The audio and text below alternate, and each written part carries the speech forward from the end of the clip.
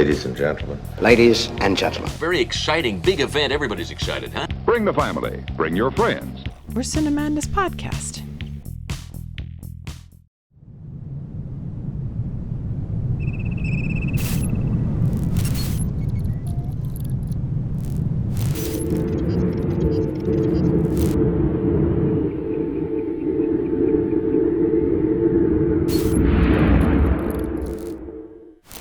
Hey, everybody.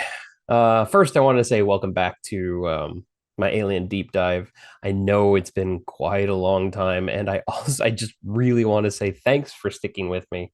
Life has been kind of getting in the way, health problems, nothing super stressed, nothing super important. It's important to me, but nothing too stressing for my health, but there's been some issues and it's getting taken care of, and I'm doing good. And actually, I'm doing really good. Life is life has gotten better now that things are getting balanced and that kind of thing. But yeah, that's been happening, and it's also not the easiest thing to write out a complete script about your favorite franchise. Especially when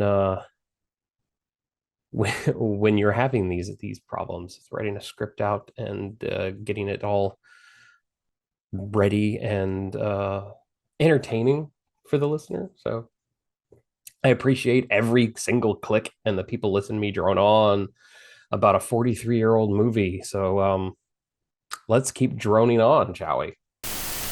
Gina Davis and Susan Sarandon escape the confines of an abusive relationship. They learn about themselves, and they run for the Mexican border after killing a man in self-defense.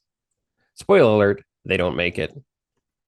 This 1991 crime drama / action movie titled Thelma and Louise also began the theatrical career of a young Brad Pitt, who until now was grabbing small roles made for TV movies and television sitcoms and stuff. Thelma and Louise was a hit at the box office and a cultural juggernaut in the zeitgeist still today. The movie inspired the rise of the strong female protagonist, and in my opinion, turned the Mary Sue into a pretty much outdated stereotype. The movie inspired many movies, television series, and even musicians to not be afraid to tell their own personal stories. But this cultural change was in the making 12 years prior, when the then unknown director was tapped to helm a small science fiction picture, being a major voice in the casting of what was probably the strongest of the strong female protagonists. Ridley Scott knows character strengths. Taking what he learned in his second film and taking it to the extreme in the 90s with his movie Thelma and Louise, it's really that second film that he made is why you're here. We're going to talk about The Duelist much. Probably not at all. I don't know. Let's see how it goes. A good director knows how to tell a story with images, whether there is dialogue or not. He can convey their vision with a narrative accuracy. And by those parameters, Scott is a good director. He is a good director nonetheless. But in 1978, he only had one film in the can, and that was The Duelist. So while 20th Century Fox was looking for a director, Ridley Scott wanted to throw his hat into the science fiction ring after seeing Star Wars and wanting to put his imprint in the sci-fi game. Producers Walter Hill and David Giler showed writer Dan O'Bannon the screening of The Duelist after Scott showed interest. At first, O'Bannon was dead set on directing himself, and he did not understand why a man who made a movie on the Napoleonic Wars would do justice to his space opera horror script. But after digesting the visual eye, he could see what the people at Fox saw. He backed down and let Ridley Scott come on board as director. Now, Scott does not half-ass his work. He was involved with the majority of post-production, from refining the script to taking O'Bannon's suggestion of using the work of H.R. Giger to design the creature and all the extraterrestrial design. He was also a huge influence on casting. If he was going to put a mark on pop culture, he needed the best and the unconventional. During casting, Scott and the producers saw any and everyone for most roles, including actresses for the role of Ripley. O'Bannon has stated that he didn't write any of the characters with gender in mind. He just wrote them as characters that could be believable on screen. Once Scott decided that the lead role was going to be female, it gave the movie the unconventional jolt that nobody knew it needed. In fact, both Sigourney Weaver and Veronica Cartwright auditioned for the role of Ripley and were both hired. Fox failed to relay the message to Cartwright's agent that she was cast as Lambert, so she didn't know until her costume fitting. She said it in interviews, and now she laughs it off. But I couldn't imagine the disappointment and embarrassment at that moment. Be like, hey, this is the wrong fitting. I'm Ripley, and they're like, no, you're not. Then she had to run off to her agent, and yeah, I just can't imagine that. That would be interesting. Enter Sigourney Weaver. The producers discovered her on stage in New York, and only having a tiny appearance in Annie Hall, she was encouraged to audition for the movie Alien. Encouraged mainly by actor Warren Beatty. Ridley Scott met with her over dinner and was quoted saying, "I felt like I was having dinner with the mummy," as she, an already tall woman, was wearing high-heeled boots and her curly hair was nearly an afro.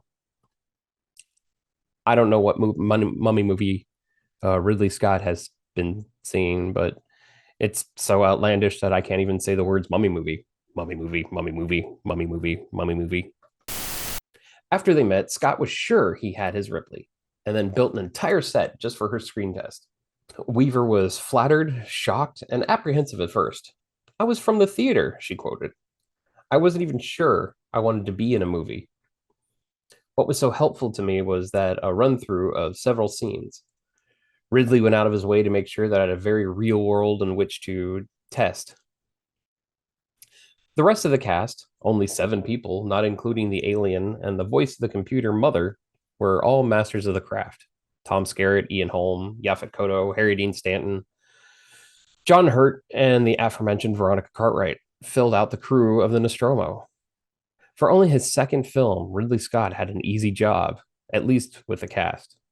Being a visual artist, Scott storyboarded his entire script, and it made it easier for the production teams to see his vision.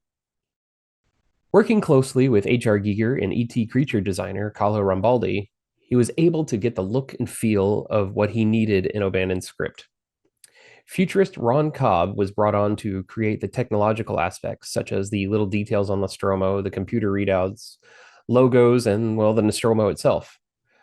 It was Cobb who added the Purina logo on the door, mainly to mock consumerism and business sponsorship.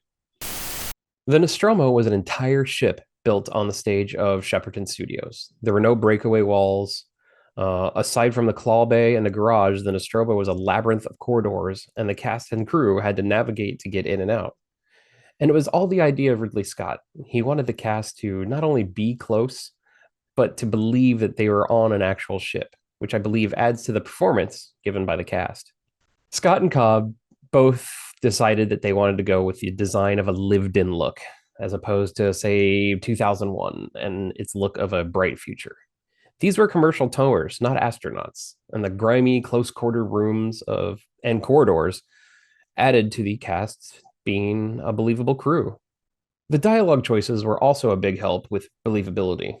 Paying attention to the structure of the ensemble scenes, Scott seemed to use the Robert Altman technique, where even though everyone seems to be talking over each other, you can still tell who has the most important things to say based on the camera position, framing, and focus, and showing that amid a scene of verbal chaos, the attention is deliberately aimed. This adds more to the tension and uneasy feelings in the later scenes, taking away any sense of safety. Ridley Scott, like Kubrick, knew exactly what he wanted to shoot and what each shot will and should look like. Working with editor Terry Rawlings will be discussed in an upcoming entry, probably the next one, once we get into shooting. That being said, I will continue our Alien deep dive in the next episode as we get into the filming, post-production, and impact that the 1979 Alien had on the world. Once again, I want to thank you all for listening and or watching the series that nobody asked for. And if you did ask for this, here's the thing. I want to party with you.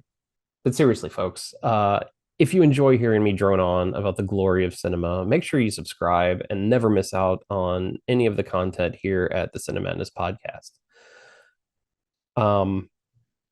I will see you soon, a lot sooner than the last 2 connections that we've done with this thing. I promise. I really promise. And on that promise, remember, in space, someone can hear you celebrate cinema. See what I did there?